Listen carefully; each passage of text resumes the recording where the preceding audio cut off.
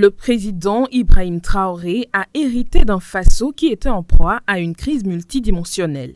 Le pays était marqué par une insécurité grandissante due à l'activisme des groupes terroristes contrôlant près de 40% du territoire national. Cette instabilité s'accompagnait d'une crise politique et d'une dépendance structurelle aux importations alimentaires ainsi qu'à l'aide internationale. Cependant, sous l'impulsion de nouvelles dynamiques, le Burkina Faso amorce une transformation majeure. Les Diapaga-Visois sont vraiment heureux de l'engagement et de la promesse de la part du héros, le capitaine Ibrahim Traoré, avec son gouvernement qui se sont engagés pleinement à pouvoir nous ravitailler ce jour. Je tiens vraiment à remercier tous les VDP, tous les FDS qui se sont battus pour venir nous ravitailler ici à Diapaga. Population résiliente, restée derrière notre héros, le capitaine Ibrahim Traoré. Ainsi, sur le plan sécuritaire, dès son arrivée au pouvoir, le président Ibrahim Traoré a misé sur une stratégie militaire offensive et une mobilisation nationale sans précédent.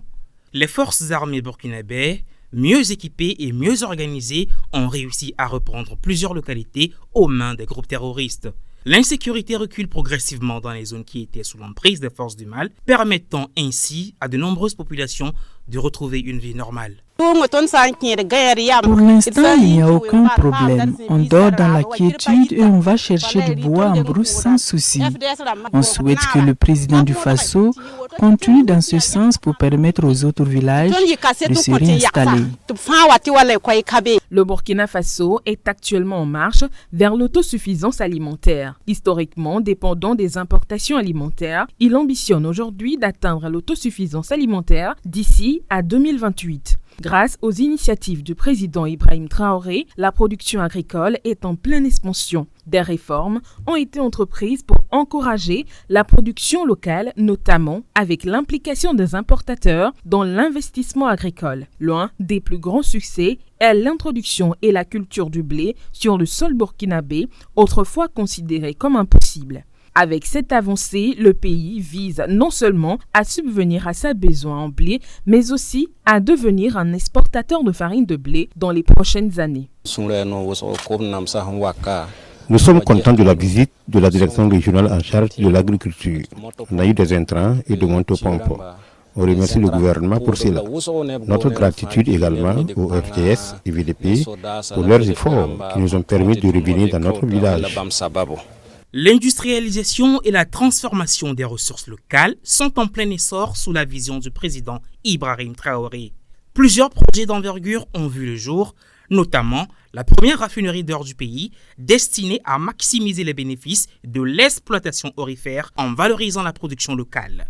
Une usine de fabrication de produits pharmaceutiques intégrée est également en construction visant à produire des médicaments localement et ainsi réduire la dépendance aux importations. 2 usines de transformation de tomates, l'une à Bobo-Dioulasso et l'autre à Yako.